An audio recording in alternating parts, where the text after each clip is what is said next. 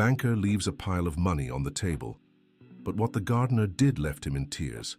Richard Collins came home early that Thursday afternoon, his mind buzzing with an idea that had been brewing for weeks. He needed to test the honesty of the new gardener who had been working on his property for just 3 months. He went straight to his office and took a considerable amount of $100 bills from the safe. It was exactly $5,000, which he carefully arranged in a neat stack on the marble table in the sunroom. The spot was perfect for his test, as it was clearly visible to anyone working outside the house. "Now let's see what this Jason is made of," he muttered to himself, hiding behind the heavy curtains of the living room. Jason Parker was finishing trimming the rose bushes when he noticed something unusual on the sunroom table. He approached slowly, the rake still in his calloused hands. His eyes widened at the sight of the money left there, seemingly forgotten. He looked around, checking if anyone was nearby. The afternoon silence was broken only by the distant sound of traffic and the singing of blue jays in the old oak tree in the backyard. Richard watched the young man's every move, his heart racing with anticipation. It was always like this when he tested his employees. Most failed miserably, confirming his chronic distrust of people. Jason picked up the bills carefully, counted them one by one, and then neatly stacked them again. Richard smiled inwardly, preparing to catch another thief. But what happened next left him completely stunned. The gardener pulled a yellowed envelope from his back pocket, placed the money inside and sealed it carefully. Then he looked around once more and walked toward the back door of the house. "Where do you think you're going with my money?" Richard stormed out of his hiding spot, his eyes burning with anger. Jason stopped in his tracks, showing no surprise or nervousness. He simply turned slowly and smiled. "Good afternoon, Mr. Richard. I was just coming to look for you." "Look for me? With my money in your pocket?" "Exactly." Jason held out the envelope. "You left this on the table outside.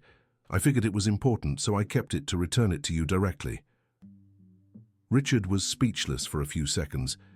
This wasn't the first time he had tested an employee this way, but he had never received such a calm and straightforward response. "How do you know it's mine?" "Because I know this kind of test, Mr. Richard. My father went through it before." The mention of his father piqued Richard's curiosity.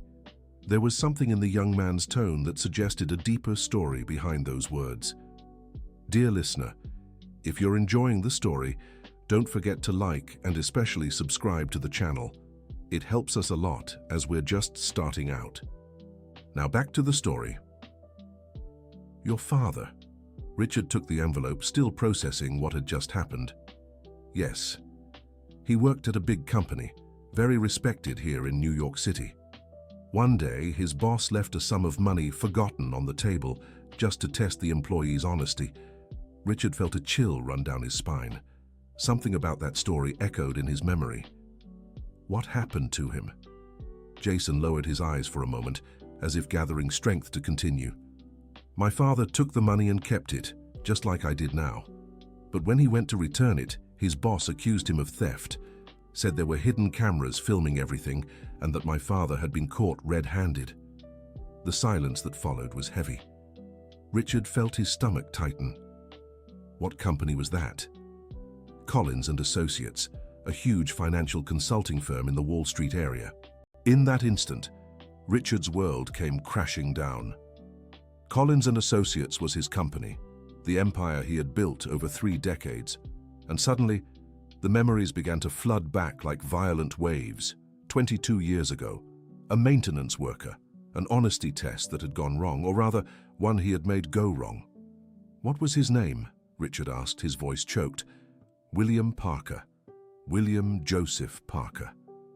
Richard had to steady himself against the wall. William Parker.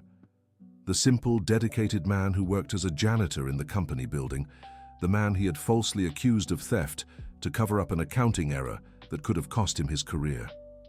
My God, he whispered. Jason noticed the change in his boss's expression and took a step back. Did you know him? Richard couldn't speak. Tears welled up uncontrollably. 22 years carrying that weight on his conscience, and now the son of the man he had destroyed was here in his home working for him.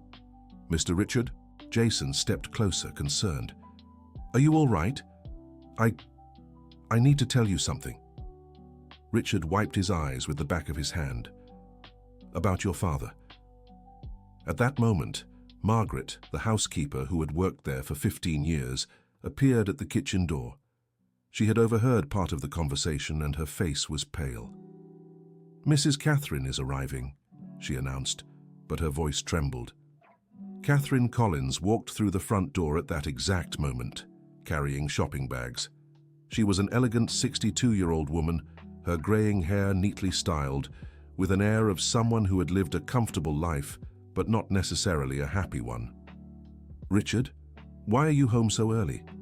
She stopped when she saw her husband visibly shaken and the gardener standing there with an envelope in his hands. "Catherine, I need to tell you something. About what happened 22 years ago." Catherine set the bags down. She had always known there were dark secrets in her husband's past, especially related to the early years of the company, but she had never pressed for details. "What is it, Richard?"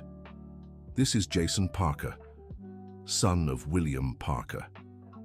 The name struck Catherine like lightning. She remembered William Parker perfectly, not just because Richard had mentioned the case a few times over the years, always vaguely, but because she had personally witnessed that family's suffering. My God. Jason? Catherine stepped closer to the young man, studying his face. "You're really William's son? You knew him?" Catherine looked at her husband and then back at Jason. The pieces of a puzzle she had tried to solve for decades were finally falling into place. "Yes, I did. And I knew you too when you were a boy. You lived in that housing project on the east side, didn't you?" Jason nodded, surprised. "How did you know that?" Catherine took a deep breath. "It was time for some truths to come out. Because I brought food baskets to your family every month for nearly 2 years after your father was let go." Richard stared at his wife in disbelief. "You did what?" "I knew something wasn't right about that story, Richard. A hard-working man like William wouldn't have done what you said he did. So through a friend of mine who worked in social services, I found out where you lived and started helping however I could." Jason struggled to process the information. During the hardest months after his father's dismissal, food baskets would mysteriously appear at their doorstep. His mother always said it was a guardian angel sent by God. "It was you?" "Yes. And I always wanted to know the truth about what happened to your father, but Richard never wanted to talk about it." All eyes turned to Richard, who looked utterly broken. 22 years of secrets were about to come to light, and he knew there would be no more hiding the truth. "Sit down, Jason," Richard said, pointing to a chair in the sunroom. "There's a story I need to tell, and it won't be easy to hear." Jason sat down slowly, still holding the envelope with the money. Catherine remained standing, her arms crossed over her chest, preparing herself to finally uncover the truth that had haunted her for over 2 decades. "Your father didn't steal any money from the company," Richard began, his voice weak. "I made that story up." The words came out like a confession that had been held back for far too long. Jason sat frozen, as if he hadn't fully grasped what he'd just heard. "What do you mean you made it up?" Richard walked to the window, unable to look Jason in the eye. "In 2002, I made a serious mistake with the company's accounting. I mixed personal accounts with business accounts, and it resulted in a discrepancy of $50,000 that I simply couldn't explain to the auditors." Catherine covered her mouth with her hands, horrified. "Richard, you didn't—" "I did, Catherine. I needed a scapegoat, someone who had access to the money but no means to defend himself. William was perfect, a simple janitor, someone no one would question if I said he stole." Jason slowly rose from the chair, his face a mix of anger and sorrow he was struggling to control. "You destroyed my father's life for $50,000. Jason, do you know what happened to him after that?" Jason's voice began to tremble. "He could never get a decent job again. Everywhere he applied, when they asked for references from his last employer, you or someone on your team would say he was a thief." Richard turned to face Jason, tears streaming freely down his face. "I know there's no excuse for what I did. I know I didn't just ruin his life. I ruined your whole family's. My mother had to work as a cleaner in 3 different homes just to support us. My father fell into depression, started drinking. Our family fell apart. Catherine could no longer stay silent. That's why I brought the care packages. I knew something was wrong, even without knowing the details. Richard always acted strange whenever the subject came up. Then why did you stop helping? Jason asked. Because you moved. When I went to deliver a package one day, the neighbors said your family had left, that they didn't know where. Jason nodded. We had to go live with my grandparents in the countryside. My father couldn't pay the rent anymore. Richard collapsed into a chair, the weight of guilt crushing him completely. Jason, I've carried this guilt every day for 22 years.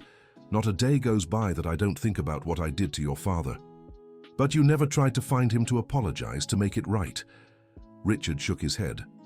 I tried a few times to hire detectives to find you, but I never could. And also, I was afraid to face what I'd done. Margaret, who had stayed silent throughout the conversation, finally spoke up. Mr. Richard, can I say something? Everyone turned to her. I've worked in this house for 15 years, and in all that time I've seen you do this money test with at least 10 different employees, gardeners, painters, electricians, everyone who's passed through here. Richard lowered his head, ashamed. And you know what the result was, Margaret continued. They were all fired. Some because they took the money, others because they didn't even go near the table. You always found an excuse to let them go. Catherine looked at her husband with an expression that mixed disappointment and horror. Richard, you've been doing this all these years. I can't trust people, Catherine. Since what happened at the company, since the mistakes I made, I'm afraid everyone is like I was. Dishonest, self-serving. Jason, who had remained silent during the last exchange, finally spoke. But don't you understand? You created this in your own head. You're judging everyone by your own mistakes. Jason's words hit Richard like a punch to the gut. It was true. He had spent over 2 decades testing and distrusting people because he couldn't forgive himself for what he'd done. How can you be here working for me knowing who I am? Richard asked. Jason took a deep breath before answering. Because I only found out who you were last week. Everyone fell silent, waiting for him to continue. I wasn't looking for a job when I ended up here. Actually, I was looking for you. Richard felt his heart race. Looking for me? My father kept a folder all these years with documents from when he worked at your company.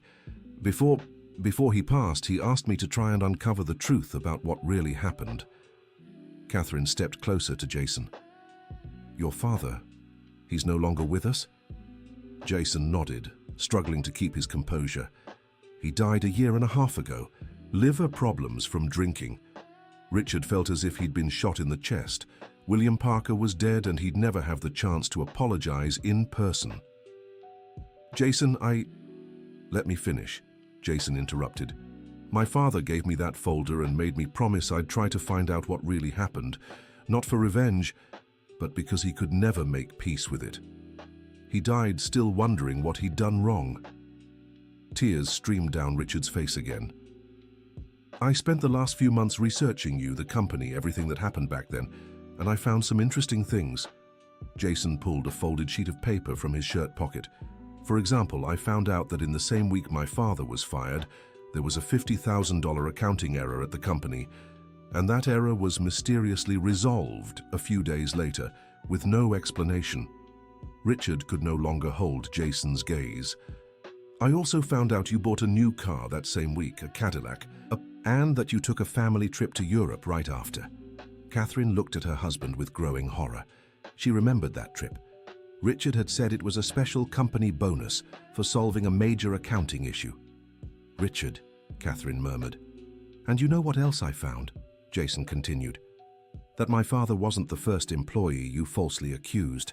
There were at least 3 other similar cases over the years, Margaret confirmed with a nod. It's true. I remember some of them. Richard was completely shattered. The full extent of his cruelty was being exposed, and he had no way to deny or hide anymore. Jason, I can't undo what I did. I can't bring your father back. But I can try to make it right somehow. Make it right how? Richard stood and walked to his office. He returned a few minutes later with a checkbook. Name your price. 100,000? 200,000? 500,000? Whatever you think is fair for the years of suffering I caused your family. Jason looked at the checkbook and then at Richard with an expression mixing sadness and disappointment. Do you really think this fixes anything? I don't know what else to do, Jason. Tell me what I can do to make this right. Jason stood up and walked over to Richard, stopping very close to him. You want to know what you can do? Richard nodded desperately. You can start by being honest. Not with me because I already know the truth, but with all the other people you've hurt over the years. What do you mean? How many employees have you fired unfairly? How many families have you destroyed with your false accusations and your honesty tests? Richard stayed silent, but Margaret answered for him. Many. I've seen so many good people leave this house humiliated, not understanding what they'd done wrong. Jason nodded. Then that's what you can do. Find every one of those people, apologize, clear their names, help them if needed. Do what you should have done a long time ago. Catherine, who had been quiet during this exchange, finally spoke. Jason is right, Richard. You can't just offer money and think that fixes everything. You need to do what's right. Richard looked at his wife, then at Jason, and finally at Margaret. Every person there had been affected by his actions in some way over the years. I'll do it, he said finally. I'll find every person I've wronged and do whatever I can to make things right. Jason nodded. And there's one more thing. What? I want you to give me a letter acknowledging that my father was innocent, that he never stole anything, and that you fabricated the accusations against him. Of course, I can do that right now. Not now. When you've finished finding and apologizing to all the other people you've hurt. When you've proven you've really changed. Richard was surprised by the condition. But why? Why not now? Because if you give me that letter now, it'll be too easy to forget the rest. Too easy to think you've done your part and don't need to worry about anyone else. Dear listener, if you're enjoying the story, take a moment to like and especially subscribe to the channel. It helps us a lot as we're just starting out. Now, continuing. The young man's wisdom impressed everyone. Even after discovering the truth about the injustice done to his father, he was thinking of others who had also been wronged. Jason, Catherine said softly, can I ask you something? Of course. Why did you agree to work here? Why not just confront Richard from the start? Jason smiled for the first time since the conversation began. Because my father taught me that revenge never solves anything. He said hatred only destroys the one who carries it. I came here wanting to understand, not to get revenge. And by working here, you learned what Richard was really like? Margaret asked. I learned he's a man tormented by his own mistakes. I saw the tests he put employees through, how he couldn't trust anyone. And I realized he was suffering just as much as the people he'd hurt. Richard looked at Jason with genuine admiration. The son of the man he'd destroyed was standing there, showing a maturity and compassion he himself had never managed to have. How can you not hate me? Richard asked. Because hatred killed my father, little by little. He could never get past the anger and sadness over what happened. I don't want the same fate. Catherine stepped closer to Jason and, to everyone's surprise, hugged him. Your father raised a remarkable son. Even after all you've been through, he managed to teach you such important values. Jason returned the hug, moved. He always said the good people in the world need to stay good, even when they face bad ones. If everyone turned bad because of injustice, the world would be an even worse place. Richard felt an even greater wave of remorse. William Parker hadn't just been a victim of his injustice. He had died a better man than Richard had ever been. Jason, how do I even begin? How can I find the people I've wronged? You can start by asking Margaret. She's seen a lot over the years. Margaret nodded. I can help, yes, I remember the names and stories of many people. And there's something else, Jason added. Maybe it's time for you to stop with these tests. Maybe it's time to start trusting people. Richard looked at the envelope Jason still held in his hand. You still haven't given me back the money. Jason smiled and handed him the envelope. I was waiting for the right moment. Richard took the envelope and opened it. Besides the bills he'd left on the table, there were more inside. What's this?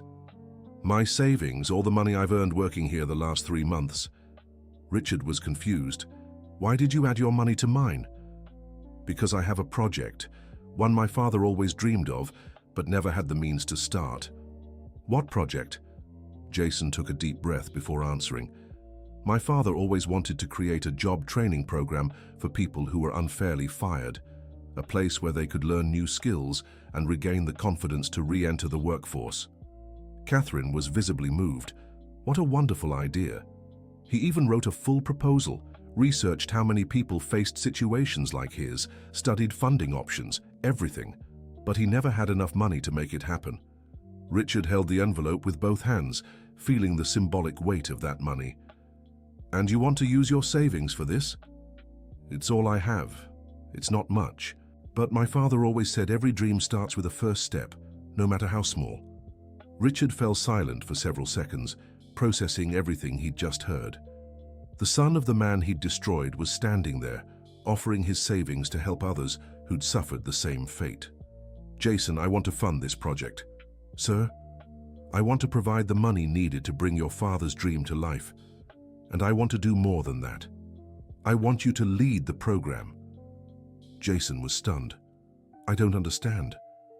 You'll leave here as a gardener and become the director of a job training program, one that will carry your father's name, the William Parker Institute. Tears welled in Jason's eyes again, but this time they were tears of emotion and hope. You'd do that. It's the least I can do. And it won't just be the initial funding. I'll ensure the program has permanent resources to run for years. Catherine smiled through her tears. Richard, I think that's the best idea you've had in a long time. Margaret was also emotional. It'll be wonderful to see something so beautiful come from this house. Richard stood and extended his hand to Jason. Partners. Jason shook his hand firmly. Partners, but on one condition. What? You have to be the program's first student. Richard was puzzled. What do you mean? You'll have to learn to trust people again, to see the good in them. And that's a kind of training too. Richard laughed for the first time in ages. I suppose you're right. I need it as much as anyone who's been unfairly fired. Catherine stepped closer and took her husband's arm. I'm proud of you, Richard. You're doing the right thing. I'm trying to fix 22 years of mistakes, Catherine. It won't be easy. But you're not doing it alone, Jason said. Now we're partners on this journey. Margaret wiped her eyes with her apron. Can I make a suggestion? Of course, Richard replied. How about we start with a list of everyone who's been through here? I can help remember the names and situations. Great idea, Jason agreed. And in the meantime, I can go get the documents my father left about the Institute's project. Richard nodded. Let's do this. Let's do it right this time. Catherine smiled. I'll make coffee for all of us. I think we'll have a lot of work ahead. As Catherine headed to the kitchen and Margaret went to fetch paper and a pen, Richard and Jason were left alone in the sunroom. Jason, can I ask you something? Of course. Do you really forgive me for what I did to your father? Jason thought for a moment before answering. I can't give a forgiveness that isn't mine to give, Mr. Richard. The one who should have forgiven you was my father, and he's no longer here. Richard lowered his head, feeling the weight of guilt once more. But, Jason continued, I can work with you to honor his memory, and maybe by doing that, we'll both find some peace. Richard looked at Jason with deep admiration. How did you get so wise so young? I learned from suffering, Mr. Richard, and mostly from my father's example, that even as a victim of injustice, he never let it turn him into a bad person. He'd be proud of you. I hope so. And I hope the work we do together can honor all the values he tried to teach me. Catherine returned with a tray of coffee, followed by Margaret with her papers and pens. There, Catherine announced, now we can officially begin our new journey. Richard poured coffee for everyone and then sat with the pen in hand. Margaret, who's the first person you remember being wronged here? It was Mike, the painter.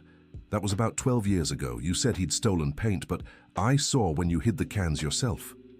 Richard wrote Mike's name on the list, feeling another wave of shame. And after him? Susan, who worked in cleaning. You accused her of breaking a vase on purpose, but I saw it was already cracked before she got there.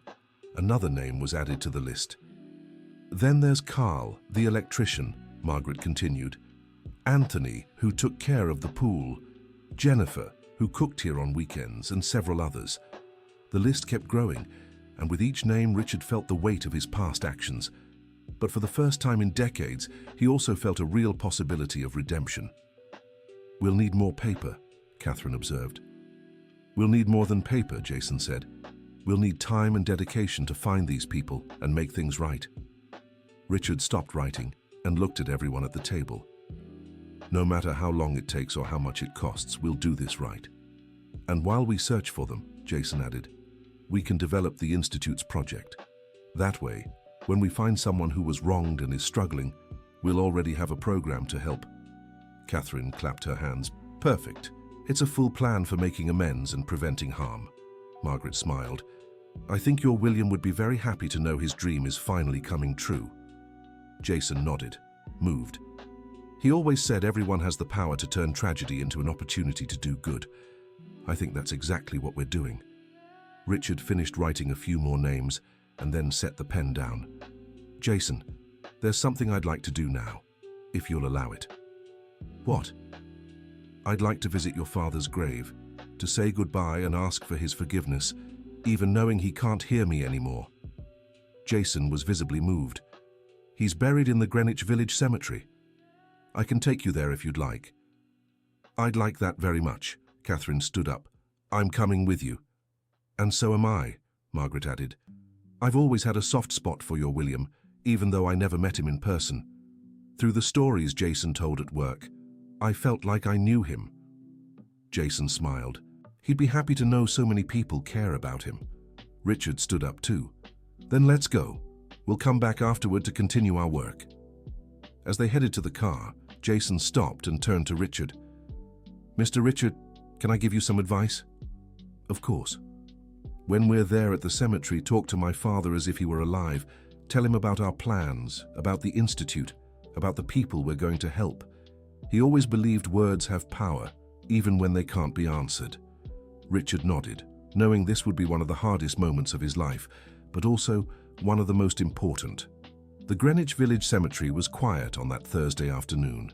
Few people walked among the graves, mostly elderly visitors paying respects to loved ones who had passed. Jason led the group to a simpler section of the cemetery, where the graves were more modest but well kept. He stopped before a grey granite headstone with a simple inscription: "William Joseph Parker, 1960-2023. A devoted father, an honest man." "Here he is," Jason said softly. Richard stepped closer to the headstone, his hands trembling slightly. Catherine held his arm for support. "Hi, William," Richard began, his voice breaking. "I know you can't hear me, but I need to say a few things." The gentle afternoon breeze rustled the leaves of the nearby oak trees, creating an atmosphere of peace and serenity. "First, I want to ask for forgiveness. Forgiveness for lying about you, for ruining your reputation, for causing so much pain to you and your family." Tears began streaming down Richard's face. "I was a coward, William, a weak man who didn't have the courage to own up to his own mistakes. And I chose you because I thought it would be easy, that no one would question my word over yours." Catherine was crying too, finally understanding the full extent of what her husband had done. "But I was wrong about everything, William. You were a better man than I ever was. And your son is extraordinary. He taught me more about honesty and forgiveness in one afternoon than I've learned in my entire life." Jason stepped closer and placed a hand on Richard's shoulder. "Keep going," he whispered. "William, I'm going to spend the rest of my life making things right. I'll seek out everyone I've hurt, ask for their forgiveness, and help them however I can. And I'll build the institute you always dreamed of, a place where people like you can find support and a second chance." Richard knelt before the headstone. "And I'll put your name on it, William. The William Parker Institute, so everyone will know you are a man of integrity, that you never did anything wrong, and that your dream of helping others will come true." Margaret stepped forward and placed a small bouquet of flowers she had bought on the way. "Mr. William, thank you for raising such a special son. Jason taught us all so much today about forgiveness and kindness." Catherine wiped her eyes and spoke too. "William, I always knew something was wrong with the story Richard told about you. I'm sorry I didn't have the courage to confront him sooner, but I promise I'll support every effort to make things right now. Jason was the last to speak. Dad, today we finally found out the truth you always wanted to know, and we learned you were right all along. You never did anything wrong. Now your name will be cleared and your dreams will come true. The group stood in silence for a few minutes, each lost in their own thoughts and emotions. All right, Richard said at last, standing up. Now we can go back and start our real work. On the way home, the atmosphere in the car was different. There was a sense of shared purpose, of a mission that needed to be accomplished.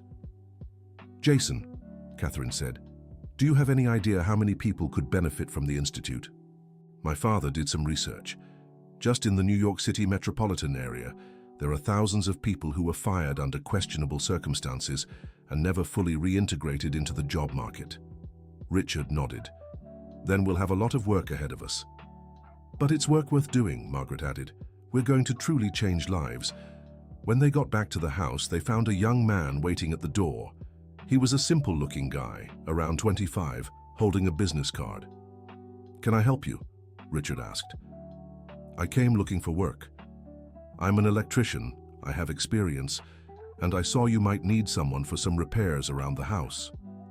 Richard and Jason exchanged meaningful glances. What's your name? Richard asked. Kevin. Kevin Miller. Kevin, come in. Let's talk. They went into the living room, and Richard offered the young man some water. Kevin, tell me a little about your work experience. Kevin relaxed a bit and began talking about his past jobs. It was clear he was skilled and experienced. And why are you looking for work now? Jason asked. Kevin hesitated for a moment. I was fired from my last job in a way that wasn't very fair. The boss accused me of stealing some tools, but I didn't do it. And now it's hard to find another job because he spread that story to others in the field. Richard felt a chill down his spine. Here, right in front of him, was another case, just like what had happened to William Parker. Kevin, Richard said calmly, would you like a temporary job while we develop something bigger for you? What do you mean? Jason leaned forward. We're creating a professional training institute for people who faced workplace injustices, and you could be one of our first beneficiaries. Kevin looked confused. I don't quite understand. Richard quickly explained the project they were working on. So, while we set up the institute's full structure, you can work here with us, helping with the electrical repairs we actually need done.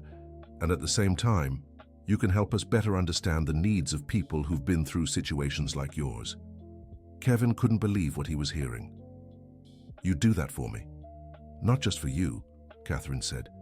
For many people like you. Jason smiled. Kevin, you showed up at the perfect time. It's like my father sent you to show us we're on the right path. Margaret nodded. It's a sign. We have to take this opportunity. Richard stood and extended his hand to Kevin. Welcome to the team, Kevin, and welcome to the beginning of something very important. Kevin shook Richard's hand, still processing everything that had happened. I don't know what to say. You don't have to say anything, Jason said. You just need to be willing to work with us to create something that can help a lot of people. I'm willing, absolutely. Catherine clapped her hands. Perfect. Now we have our first official team for the William Parker Institute. Richard smiled, feeling for the first time in decades that he was on the right path. Kevin, tomorrow morning you can start. Margaret will show you the repairs we need done around the house, and Jason will tell you more details about the Institute's project. Thank you, Kevin said, visibly moved. You don't know how much this means to me. Oh, we do, Richard replied. We know exactly what it means. After Kevin left, the group gathered again in the living room. It's amazing how things are falling into place, Catherine observed. My father always said that when we do the right thing, the universe conspires in our favor, Jason remarked. Richard nodded. I feel like for the first time in a long while, I'm making choices I can be proud of. Margaret brought more coffee and cookies, and they continued planning their next steps. We need to think about the Institute's physical structure, Jason said, where it will operate, how it will be equipped, how many people it can serve. I have an idea, Richard said. There's a commercial building owned by my company on the west side of the city. It's been empty for 2 years. We can renovate it specifically for the Institute. How big is the building? Catherine asked. 3 floors, each about 3,200 square feet. We can have classrooms, workshops, administrative areas, everything we need. Jason grew excited. That would be perfect. My father dreamed of a place like this. Then it's settled, Richard said. I'll arrange for the property to be transferred to the Institute. That way it'll have its own headquarters from the start. Margaret smiled. You're really doing this. You're creating something wonderful. We're doing it together, Richard corrected. Each of us has an important role in this project. Dear listener, if you're enjoying the story, don't forget to like and especially subscribe to the channel. It helps us a lot as we're just starting out. Now, continuing. The following days were intense and full of activity. Richard, Jason, Catherine, and Margaret worked together to take the first concrete steps in creating the William Parker Institute. Richard hired a team of architects to renovate the building that would serve as the Institute's headquarters. Jason worked on developing the curriculum for the training courses, based on studies his father had done years earlier. Catherine took charge of the administrative and legal aspects of establishing the institution, and Margaret coordinated household activities, but also helped catalogue and organize information about the people who needed to be found and assisted. Kevin fit right in with the team. In addition to handling the house's electrical repairs, he provided valuable insights into the challenges faced by people in situations similar to his own. His experience as someone who had been unjustly accused and later rejected by the job market helped the group better understand the real needs the Institute should address. A week after their initial conversation, Richard received a call that would further change the course of the project. "Richard Collins?" said a woman's voice on the other end. "Yes, speaking." "My name is Rachel Wilson. I'm a journalist working on a story about people who were unfairly dismissed. I heard you're creating an institute to help them." Richard was surprised. They had been discreet about the project, still in its early stages. "How did you find out?" Kevin Miller told me. "He's my neighbor's cousin. He said he's working with you, and that you're building something very special." Richard glanced at Jason, who was sitting beside him helping organize documents. "May I ask what your interest is in the story? Because I went through something similar a few years ago, and I know there are hundreds of others in the same situation. An initiative like yours could help so many people." Jason signaled to Richard, suggesting he invite the journalist for an in-person conversation. "Rachel, how about we talk face-to-face? Could you come by this afternoon?" "Of course. Would 3 o'clock work?" "Perfect. We'll be expecting you." After hanging up, Richard turned to Jason. "I think our project is starting to take on a life of its own. My father always said that good deeds attract more good deeds. Maybe that's what's happening here." Catherine walked into the room at that moment. "Who was on the phone?" Richard explained about the journalist's call. "How wonderful!" Catherine exclaimed. "A news story could give the Institute a lot of visibility." "But are we really ready for this?" Jason asked. "We're still just getting started." Richard thought for a moment. "Maybe that's exactly why we need the visibility, to find more people like Kevin, more people who need help." Margaret arrived with lunch and heard the news. "A journalist? How interesting. Will you all be in the paper?" "Could be," Richard replied. "We'll see how the conversation goes." At 3 in the afternoon, Rachel Wilson arrived at the house. She was a woman around 40 with curly hair, an intelligent gaze, and contagious energy. "Pleasure to meet you all," she said, greeting everyone present. They settled in the living room, and Richard began telling the story behind the Institute's creation. "So you're doing this to make up for past mistakes?" Rachel asked. "That's the main reason, yes, but also to prevent others from facing the same injustices." "And you, Jason?" Rachel turned to the young man. How do you feel about all this?" Jason thought before answering. "It's strange, you know. For a long time I thought I could hate the man who ruined my father's life. But when I found out who he was and saw that he was also suffering for the choices he'd made, I realized hatred wouldn't solve anything. Do you think your father would approve of this project?" "I'm sure he would. This was exactly what he dreamed of doing." Rachel took several notes during the conversation. "Can I share my own story?" she asked. Of course, Catherine replied. 5 years ago, I worked at a major media company. I uncovered some financial irregularities and reported them to my boss. Instead of investigating, he fired me, claiming I was spreading baseless rumors about the company. Richard felt a familiar pang of discomfort. What happened after that? I spent 2 years unable to get a job at any big firm in the industry. There were always issues with my references. I had to start over as a freelancer, practically from scratch. And how are you now? Better, but I still carry the consequences of that firing, and I know there are many people going through the same thing. Kevin, who had just arrived from work, joined the group. It's true, he said. I know at least 10 people who were unfairly fired in recent years, and they all struggle to find work afterward. Rachel turned to him. Kevin, you briefly shared your story with me yesterday. Could you tell everyone? Kevin recounted his wrongful termination and the difficulties he faced afterward. And how do you plan to help people like Kevin? Rachel asked. Jason explained the Institute's concept: training courses, psychological support, professional networking, and most importantly, a space where these people could regain their confidence. What kind of companies do you plan to approach as partners? Companies committed to social responsibility, Richard answered. Places where these people can get a real second chance. And who is your target audience? People of any age or profession who've been victims of wrongful termination, Catherine explained. We want to focus especially on cases involving false accusations or workplace harassment. Rachel asked a few more questions, then closed her notebook. This is one of the most moving stories I've ever covered, she said. I can write something beautiful about all of you. Rachel, Richard said, can I make you an offer? Of course. How about instead of just writing a story about us, you join the project? Rachel was surprised. What do you mean? You have experience in communication. You know people who've been through similar situations, and you clearly care about this cause. You could be our director of communications. But you barely know me. Jason smiled. Sometimes the best partnerships start this way. You came here driven by a cause, not personal interest. That already says a lot about who you are. Catherine nodded. And we need someone with your experience to give the Institute visibility. Rachel was thoughtful for a moment. Can I think about it? Of course, Richard said. But while you think, how about helping us find more people who could benefit from the Institute? How? You know other journalists, other people who've been through similar situations. You could help us map out these people.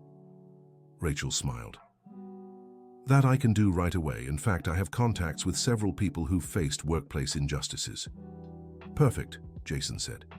The more people we find, the better we can understand the real needs and structure the Institute properly. The conversation continued for another hour, with Rachel providing valuable insights on how to approach the topic publicly and suggesting communication strategies. As she was leaving, she turned to Richard. Can I ask you a personal question? Of course. Why are you really doing this? I know you said it's to make up for past mistakes, but there's more to it, isn't there? Richard thought for a moment before answering. Because I've learned that carrying guilt is one of the heaviest burdens there is, and I've found that the only way to lift that weight is by doing something that truly makes a difference in other people's lives. Rachel nodded. That's the most honest answer I've ever heard from someone in your position. And what's your answer about joining us? Rachel smiled. I accept. I'll write the story about you, but as the Director of Communications for the William Parker Institute, not as an outside journalist. Richard extended his hand. Welcome to the team. After Rachel left, the group gathered to discuss the new developments. Things are moving very fast, Catherine observed. My father always said that when something is truly good, the whole universe conspires to make it happen, Jason remarked. Kevin nodded. It's amazing how in 1 week my life has completely changed, and now I'll be able to help others who've been through what I have. Richard stood up and walked to the window. You know what amazes me the most? A week ago, I was a bitter, distrustful man who saw malice in everyone. Today, I'm surrounded by good people, working on a project that can change lives. Margaret smiled. It's because you finally stopped looking at the dark side of people and started seeing the good. You're right, Richard agreed. And it all started with a silly test I did with Jason. Jason laughed. Sometimes the best outcomes come from the most unexpected situations. Catherine moved closer to her husband. I'm proud of you, Richard, and I'm sure William Parker would be too. Richard nodded, feeling an inner peace he hadn't known in decades. Let's keep working. We still have a lot to do. In the following days, the team at the William Parker Institute grew even larger. Rachel brought 3 people who had been victims of workplace injustices and volunteered to help with the project. One was Patrick, an accountant who had been fired after refusing to falsify documents. Another was Emily, a teacher who had lost her job after reporting workplace harassment. And the third was Michael, an engineer who had been dismissed after questioning questionable environmental practices at his company. Every new person who joined the group brought not only their personal experience but also connections with others in similar situations. Within 2 weeks, they already had a list of over 50 people who could benefit from the Institute. Richard also kept his promise to seek out those he had wronged over the years. With Margaret's help, he managed to track down most of the former employees he had unfairly dismissed. The first person he reached out to was Mike, the painter who had been accused of stealing paint 12 years earlier. Mike lived in a modest house on the outskirts of New York City and worked as a freelancer, taking on small painting jobs. When Richard showed up at his door, he didn't recognize his former boss at first. Mike, my name is Richard Collins. I worked at the house you painted a few years back. Mike narrowed his eyes, trying to remember. The big house on the west side. That's right. Mike's expression changed as he recalled the details of that dismissal. What do you want here? I want to apologize and right a wrong. Mike was skeptical. What wrong? You never stole any paint, Mike. I made up that accusation because I was testing your honesty in a completely wrong way. Mike fell silent for several seconds, processing what he'd just heard. You're saying I lost that job for nothing? That you ruined my reputation for nothing? Richard lowered his head. Yes, Mike. And I came here to apologize and offer some form of restitution. Do you know what happened to me after that? Mike asked, now visibly emotional. I don't, but I'd like to. I went months without work because people said I was a thief. I had to move to another neighborhood, start over somewhere else. Richard felt that familiar tightness in his chest. Mike, I've started an institute to help people who've been through situations like yours. I'd like you to be part of it. An institute. Richard explained the project, about Jason and William Parker, and everything that had happened over the past few weeks. Mike listened quietly, and when Richard finished, he shook his head. So you did this to other people too? Unfortunately, yes. And I'm tracking down every one of them to apologize and offer help. And why should I accept your help now? Richard didn't have an easy answer. Because maybe you can help others who've been through the same thing. And because, even if you don't forgive me, you deserve opportunities that were unfairly taken from you. Mike was thoughtful for a long time. What exactly are you offering? A position at the Institute, helping coordinate practical training courses. You have experience. You know the struggles people face.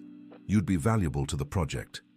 And if I want nothing to do with you, then I'll respect your decision.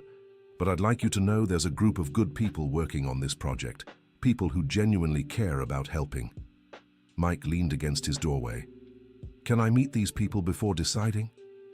Of course. How about visiting the Institute tomorrow? You can meet the team and see what we're building. Mike nodded slowly. All right, but I'm not promising anything. You don't have to promise anything. Just give it a chance. The next day, Richard took Mike to see the Institute's headquarters.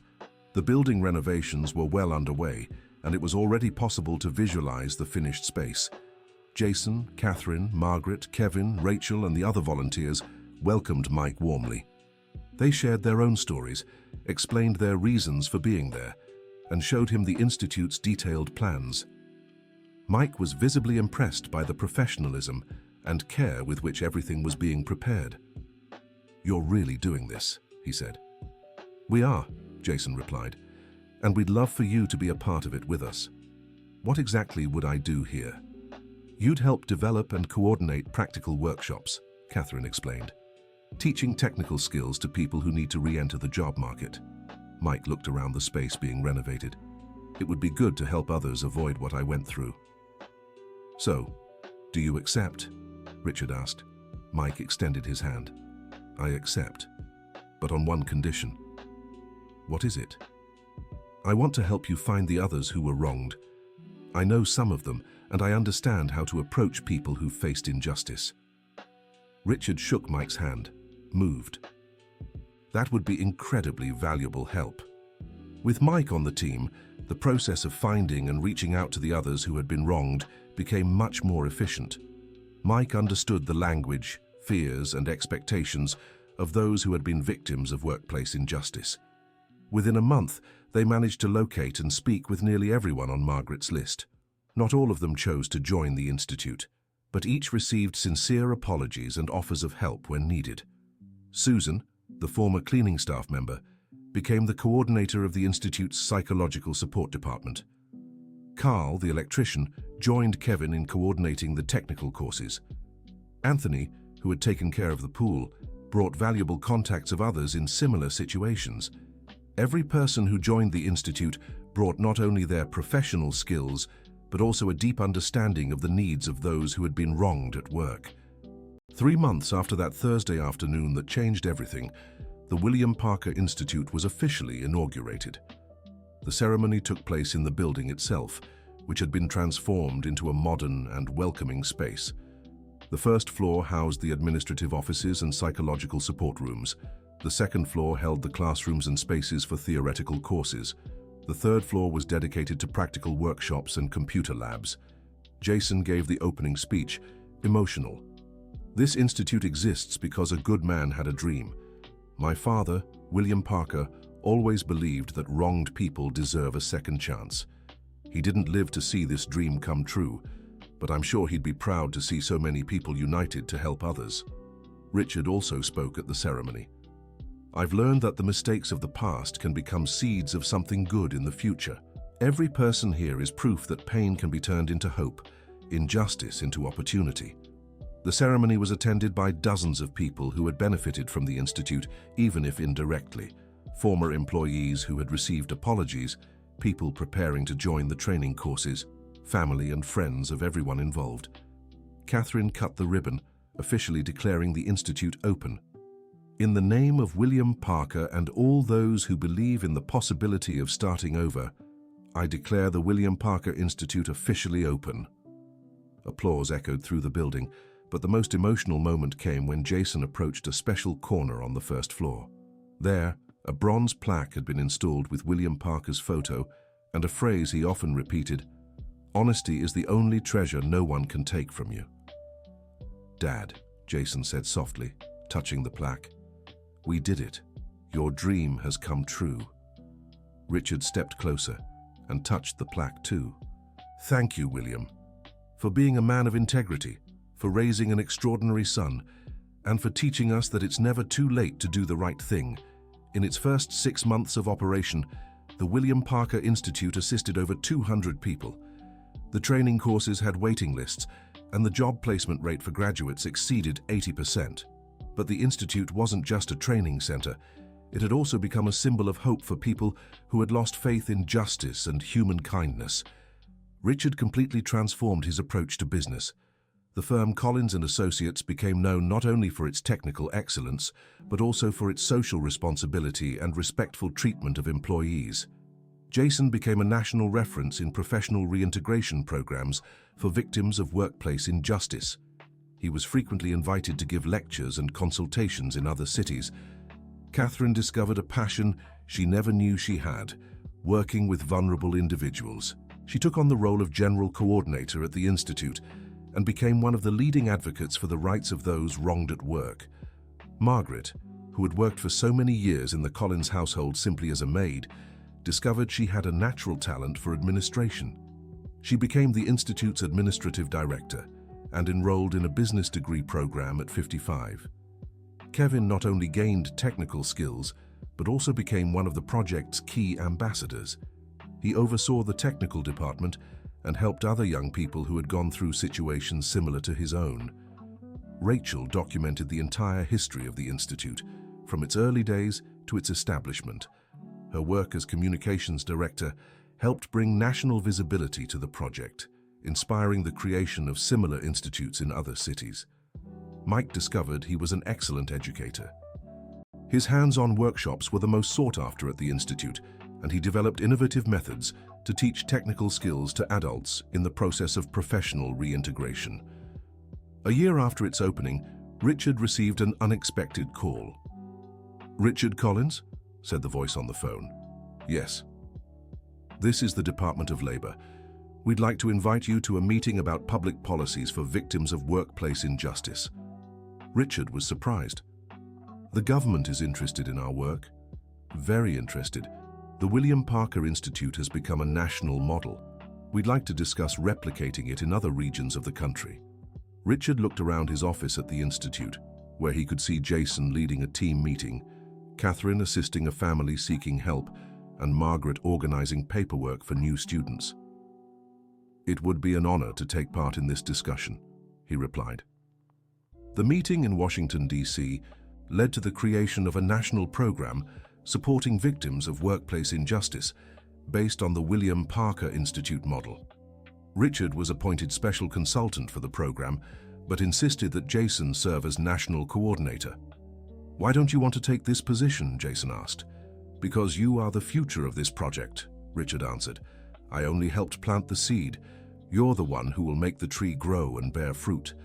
Within 2 years, there were over 50 William Parker Institutes across the United States, each adapted to local needs but all rooted in the same principles: dignity, second chances, and the belief that good people can overcome injustice. Richard, now 65, decided to retire from business to dedicate himself entirely to the Institute. Catherine made the same choice, and together they became mentors to other entrepreneurs who wanted to create similar social projects. On a Thursday afternoon, exactly 3 years after the one that changed their lives, Richard and Jason were in the Institute's office planning the international expansion of the project. "Do you believe we've come this far?" Richard asked. "My father always said big changes start with small actions," Jason replied. "An honesty test that should have just been another one of your suspicions turned into the beginning of something that's changing lives across the country." Richard smiled. "And all because you chose to do the right thing, even though you didn't know who I was. And because you chose to face the truth about your mistakes, even when it was painful."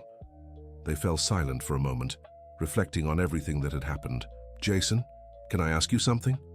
"Of course." "Do you think your father would be proud of what we've accomplished?" Jason smiled and pointed to the plaque with William Parker's photo on the wall. "Look at him and tell me what you think." Richard gazed at the photo of the man he had wronged so many years before, the man whose suffering had become the seed of something so beautiful and important. "I think he'd be more than proud," he said finally. "I think he'd be happy to know his pain wasn't in vain." "He always said God works in mysterious ways to turn suffering into blessings," Jason remarked. "I think this is proof of that." Richard nodded, feeling deep gratitude for the chance to turn the worst mistake of his life into the best thing he'd ever done. Just then, Margaret walked into the office. "Sorry to interrupt, but a very special letter just arrived." She handed an official envelope to Jason. "What is it?" Richard asked. Jason opened the envelope and quickly read it. "It's from the mayor of Miami Beach. They want to name a street in the city after my father." "How wonderful," Richard exclaimed. "William Parker Street," Jason said, moved. "He always dreamed of being recognized for his honesty. Now he'll be remembered forever." Catherine entered the office at that moment and heard the news. "What a marvelous gift. Your father deserves this honor." "They all do," Richard said. "Every person who's faced injustice and never stopped believing in human kindness." Jason carefully tucked the letter away. "I'll frame this and place it next to my father's photo. And we'll hold a special ceremony for the street dedication," Catherine suggested. "With all the institutes represented," Richard added. Kevin walked into the office just then. "Guys, you have to see this." He showed a computer screen with a news report. "What is it?" Jason asked. An international story about our work. It seems other countries are interested in replicating the William Parker Institute's model. On the screen, a journalist spoke in English about the American model of professional rehabilitation for victims of workplace injustice. Richard shook his head, amazed. William Parker, from a humble janitor to an international inspiration. What an incredible journey. And we're just getting started, Jason said. Imagine how many more people we can help. Mike appeared at the office door. Sorry to interrupt, but we have a good problem. What kind of good problem? Catherine asked. We have more applicants for our programs than we can handle. We need to expand again. Richard smiled. Then let's expand. We have the resources, the team, the experience. And something even more important, Jason added. We have a cause worth working for. Rachel arrived with a camera in hand. Everyone, I need to take some photos for the annual report. Can you gather near William's plaque? They all positioned themselves near the commemorative plaque of William Parker, Richard and Jason at the center, flanked by Catherine, Margaret, Kevin, Mike, and Rachel. Ready? Rachel asked. Wait, Richard said. Someone important is missing. He walked over to the plaque and touched the photo of William Parker. Now we're all here.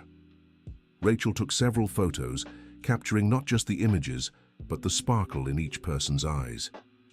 Perfect, she said, looking at the photos on the camera. These will go on the cover of the report. Richard looked around the office, watching the constant movement of people working, studying, improving themselves, rebuilding their lives. Do you know what the most amazing part of all this is? He said. What? Jason asked. It all started with what I thought was a test of honesty, but really it was me who was being tested, and all of you helped me pass that test. Catherine smiled and hugged her husband. For you passed with flying colors, Richard.